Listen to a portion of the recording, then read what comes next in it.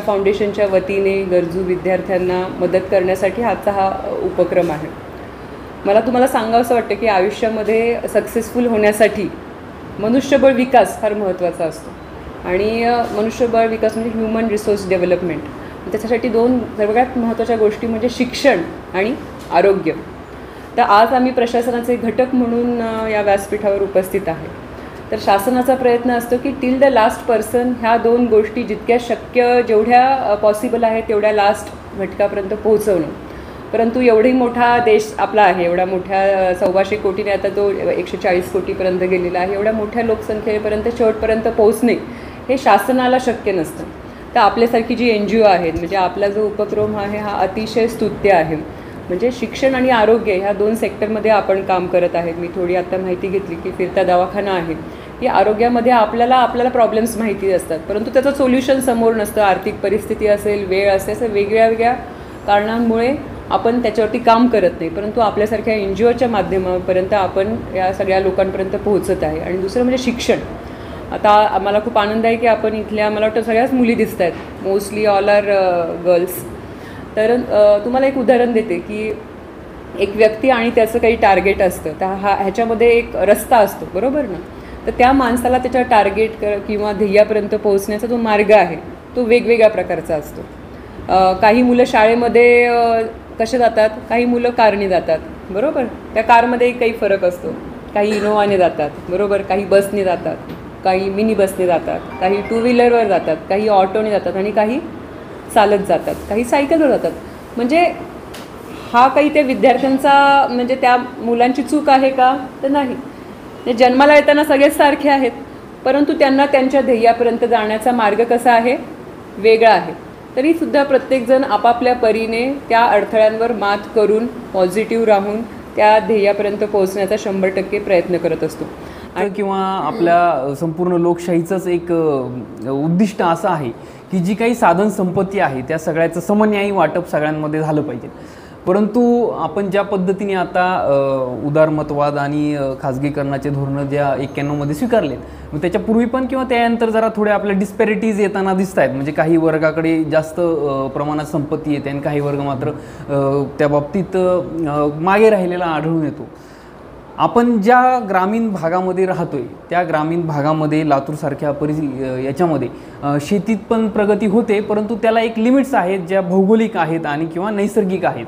त्याच्यामुळे इथून आपल्याला पुढे जायचं म्हटलं किंवा मोठी उडी घ्यायची म्हटली तर शिक्षण हे त्याच्यातलं सगळ्यात मोठं त्याचं आपला साधन होऊ शकतं आपलं जे उद्दिष्ट आहे ते प्राप्त करण्याकरता.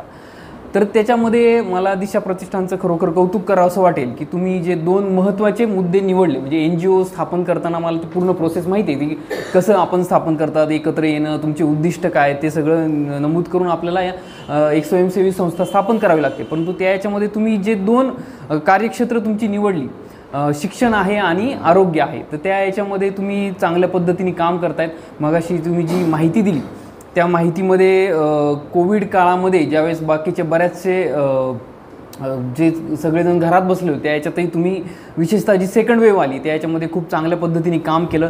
त्याकरता राज्य शासनाचा पुरस्कार देखील दिशा फाउंडेशनला मिळालेला आहे. आणि दुसरं सगळ्यात महत्त्वाचं म्हणजे आपण जे अंडर प्रिव्हिलेज्ड लोक आहेत म्हणजे काही परिस्थितीमुळे आर्थिक ज्यांना शिक्षणासाठी आर्थिक अडचण आहे त्यांनाची निवड करून तुम्ही त्यांना चांगल्या पद्धतीने मदत करतायत.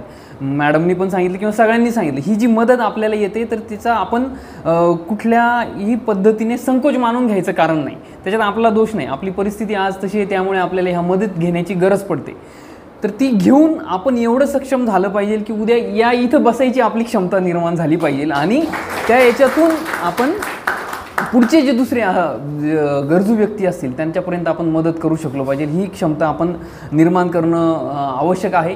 उशिरा आता तुम्हाला दिशानं चेक दिलेला आहे, धनादेश दिलेला आहे, काय तुमच्या प्रतिक्रिया आहेत आणि कशा पद्धतीने तुम्ही भविष्यात यशस्वी होऊन दाखवणार आहात? सर, मला दिशा प्रतिष्ठाने 2 वेळेस मदत केलेली आहे. मी एका अतिशय ग्रामीण भागातून आलेली आहे. माझे 10वी-12वी राजमाने शाळेत झालेली आहे जानवळला. तिथून माझं पुढे शिक्षण घेणं हे अवघड होतं परंतु ह्या दिशा प्रतिष्ठानने मला खूप मदत केलेली आहे. माझं BEd हे रेणापूरला रेणापूर रेणुका महाविद्यालय अध्यापक इथे चालू आहे. तिथली माझी फीस खूप आहे, परंतु ते भरणे मला शक्य नव्हते. तरी दिशा प्रतिष्ठानने मला खूप मदत केली. पहिली वेळेस जेव्हा मला त्यांनी मदत केली तेव्हा मी माझं B.Edचं प्रशिक्षण पूर्ण प्रथम सत्र चांगल्या प्रकारे उत्तीर्ण झालेले आहे आणि पुढील माझं शिक्षण सेकंड इयरला आहे आणि त्याची मला फीस भरायची आहे. तेव्हा दिशा फाउंडेशनचे सोनू ढगले सरांनी म्हणलं की फीससाठी तू थांबू नकोस, दुसऱ्या वर्षीही आम्ही तुझी मदत करू. आणि त्यांनी मला दुसऱ्या वर्षीही मदत केली आणि मी माझी फीस भरत आहे.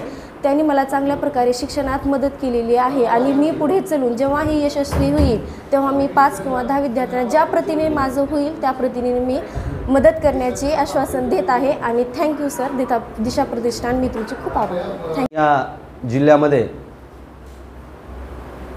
आरोग्य आणि शिक्षण या क्षेत्रामध्ये काम करत आहे आणि ते करत असताना